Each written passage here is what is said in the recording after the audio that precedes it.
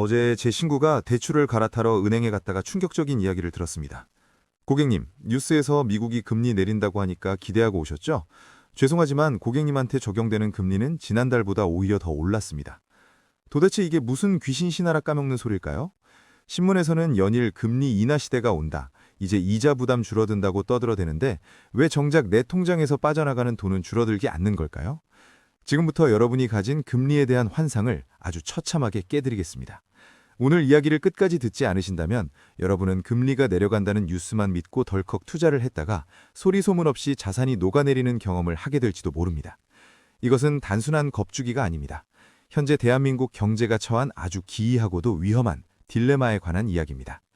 이 사태의 뿌리를 찾으려면 시계를 18년 전 2008년 글로벌 금융위기 시절로 돌려봐야 합니다. 당시 전 세계 경제가 응급실에 실려갔을 때 의사들이 처방한 약은 아주 강력한 진통제였습니다. 바로 제로금리화 양적 완화였죠.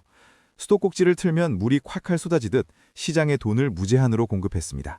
사람들은 이 달콤한 돈의 맛에 취했습니다. 빚을 내서 집을 사고 주식을 사고 코인을 샀습니다. 왜냐? 이자가 공짜나 다름없었으니까요. 이 상황을 아주 쉽게 초등학생도 이해할 수 있게 동네 목욕탕에 비유해 보겠습니다. 한국은행이라는 목욕탕 주인은 탕 안의 물 온도를 조절하는 사람입니다. 경기가 너무 차갑게 식으면 금리 인하라는 뜨거운 물을 틀어서 따뜻하게 데우고, 반대로 물가가 너무 뜨겁게 치솟으면 금리 인상이라는 찬물을 틀어서 식혀야 합니다. 아주 간단한 원리죠. 그런데 지금 한국 목욕탕에 심각한 문제가 생겼습니다. 탕의 절반은 펄펄 끓는 윤곽로인데 나머지 절반은 얼음장인 겁니다. 서울 강남과 수도권 부동산이라는 쪽은 너무 뜨거워서 화상을 입을 지경인데 자영업자와 지방경제라는 쪽은 차가워서 동상에 걸리기 직전입니다. 자, 여기서 한국은행 총재는 어떻게 해야 할까요? 서민들을 살리겠다고 뜨거운 물을 더 틀면, 금리 인하를 하면 강남 집값은 폭발해서 지붕을 뚫고 날아갈 겁니다. 반대로 집값을 잡겠다고 찬물을 확 틀면 가뜩이나 힘든 자영업자들은 심장마비로 쓰러지게 됩니다. 이것이 바로 전문가들이 말하는 통화정책의 딜레마, 즉 한국은행이 가진 칼이 너무나 무딘 칼이 되어버린 상황입니다. 우리는 흔히 미국이 금리 내리면 우리도 내리겠지라고 단순하게 생각합니다. 하지만 이번엔 다릅니다. 금융 전문가 오건영 단장의 분석에 따르면 미국 경제는 지금 너무나 강력해서 금리를 안 내려도 될 정도인데 예방적 차원에서 내리는 여유를 부리고 있습니다. 반면 한국은 어떻습니까? 가계부채는 이미 임계점을 넘었고 물가는 잡힌 듯 보이지만 여전히 장바구니 물가는 살인적입니다. 역사적으로 이런 상황에서 잘못된 판단을 내렸다가 국가 경제가 박살난 사례들이 있습니다. 튀르키예를 보십시오. 물가가 미친 듯이 올라도 금리는 악이다 라며 억지로 금리를 내렸습니다. 결과는 화폐 가치가 휴지 조각이 됐습니다. 반면 일본은 어떻습니까? 30년 동안 금리를 바닥으로 내리고 돈을 퍼부어도 사람들의 마음속에 디플레이션이라는 병이 깊게 들어서 경제가 꿈쩍도 하지 않았습니다. 지금 한국은 이 두 가지 공포 사이에서 아슬아슬한 줄타기를 하고 있는 겁니다. 그렇다면 이 난세 속에서 누가 승자가 되고 누가 패자가 될까요? 냉정하게 말씀드리겠습니다.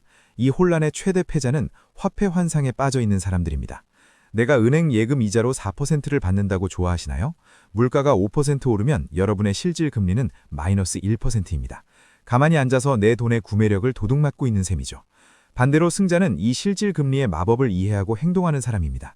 현금 자체를 쥐고 있는 게 아니라 인플레이션을 방어할 수 있는 실물 자산이나 확실한 현금 흐름을 만들어내는 구조를 가진 사람들이죠. 앞으로 펼쳐질 가장 유력한 흐름은 각자 도생과 양극화의 심화입니다. 미국이 금리를 내린다고 해서 한국 대출 금리가 드라마틱하게 떨어질 거란 기대는 버리셔야 합니다. 오히려 정부는 가계부채를 잡기 위해 대출의 문턱을 더 높일 것이고 은행은 가산금리를 올려서 여러분의 이자 부담을 유지시킬 가능성이 큽니다. 즉, 고금리의 뉴노멀이 지속될 수 있다는 뜻입니다. 우리는 이제 결단을 내려야 합니다. 금리 내리면 집 사야지, 금리 내리면 주식 올라가겠지 같은 막연한 희망회로는 끄셔야 합니다.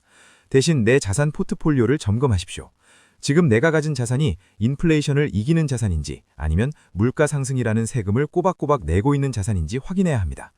빚을 줄이고 현금 흐름을 개선하고 남들이 공포에 딸 때 진짜 가치 있는 것이 무엇인지 공부하는 사람만이 다가오는 경제적 태풍 속에서 살아남을 수 있습니다. 위기는 위험과 기회의 합성어라고 합니다. 남들이 뉴스 헤드라인만 보고 일희일비할 때 이 영상의 내용을 기억하며 차분히 준비하는 여러분이 되시길 바랍니다. 오늘의 영상이 도움되셨다면 돈 키울 때 구독, 좋아요 부탁드립니다. 감사합니다.